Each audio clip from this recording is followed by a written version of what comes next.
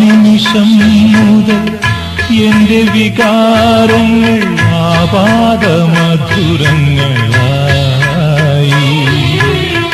അവയുടെ പുളകോൽഗമങ്ങളിലായിരം അരവിന്ദമുകുളങ്ങൾ വിതിർന്നു. അരവിന്ദമുകുളങ്ങൾ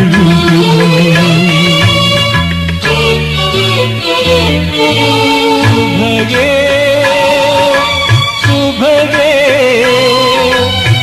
നാമിരുവരുമീ സുരഭി സരസി ഇരിഞ്ഞു.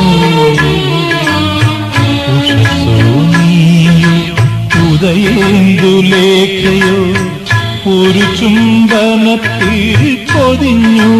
അന്നെ ഒരു ചുംബനത്തിൽ പൊതിഞ്ഞു.